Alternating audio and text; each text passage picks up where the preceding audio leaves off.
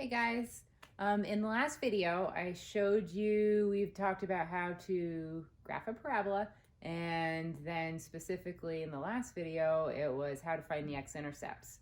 Now x-intercepts can sometimes be called a solution of a quadratic equation. Now the question is, I think all of the problems that you had in the previous assignment all had two solutions, but that's not always going to be the case, because if number of solutions is how many times a parabola goes through the x-axis, the cases we had were like this. It either opens up or down, but it goes through in two places. So we could have two solutions.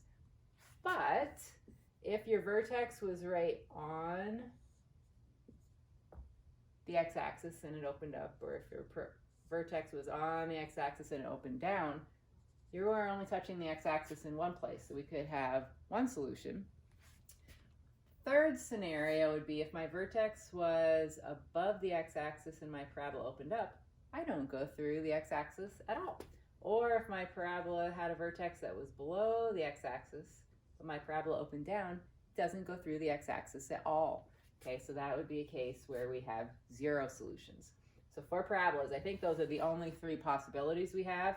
Two solutions where we go through, one solution where it just touches in one spot, or no solutions where they don't touch at all. Now, you could go through the whole process of graphing a parabola to figure out how many solutions that you have. But if all you are asked is how many solutions there are, I can show you a shortcut. And the shortcut is called using the discriminant. Now, quiz yourself real quick. Do you remember how to do what the quadratic formula is without me saying anything? So in your head or out loud right now, can you say or write down the quadratic formula? I'll give you a second here.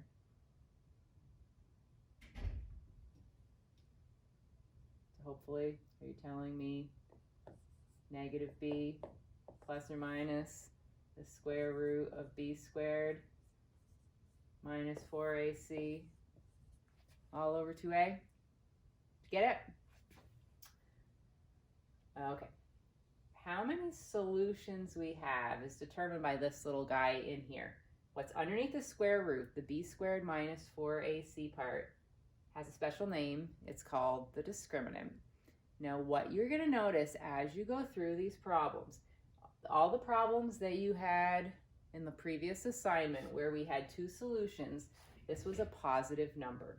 So if the discriminant, if the positive number underneath the square root, if it is positive, so if the discriminant is a positive value, you have two solutions. If all you're asked where the solutions are, you need to go through the rest of the quadratic formula. But if all you need to know is how many solutions, you can just look at that part and say, oh, it's positive. I know there's two solutions. If what's underneath here came out to be a zero value, so that was gone altogether. Think about what happens if this was a number. So if we had like negative 2 plus or minus, the square root of 0 is still 0 over, let's just say we had 3. Well, negative 2 plus 0 is still negative 2/3. Negative 2 minus 0 would give me negative 2/3. So it's a little bit weird on this part of it, but if your discriminant comes out to be a 0, that means we get the same answer, we get it twice, and so that means that we have one solution. So if the discriminant is 0, the number of solutions is a 1. Third case, you're probably one step ahead of me at this point. If the discriminant didn't cancel off, so if my b squared minus 4ac came out to be a negative number, well, think about what that means. We are not allowed to take the square root of a negative number. Why? Doesn't make sense.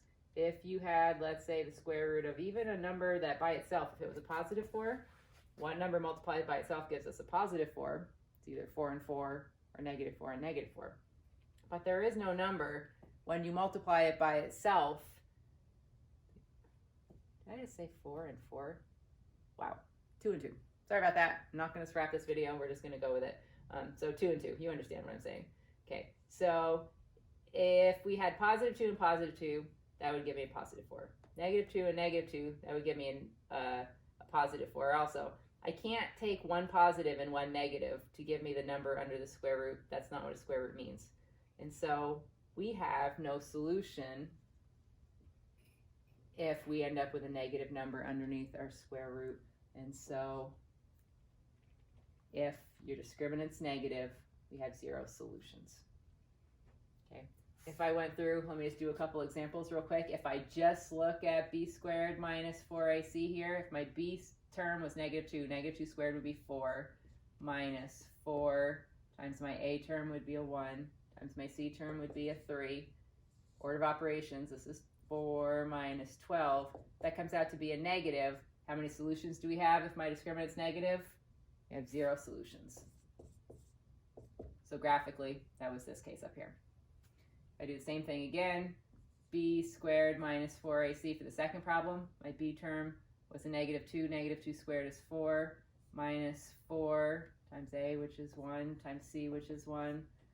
Order of operations, I have 4 minus 4, which is a 0.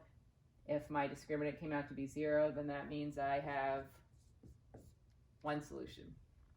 Third one, b squared minus 4ac. How many solutions do I have? B squared, -2 squared is 4, minus 4 times a, which is 1, times c, which is -2. So I've got -8 in my parentheses. 4 minus -8 comes out to be a positive 12. If it came out to be a positive 12, 12 isn't what my solution is. 12 just happened to be what my discriminant came out to be. So it's a positive number, so that means that I have 2 solutions. There we go. Hopefully you find this helpful, and I'll talk to you soon, guys.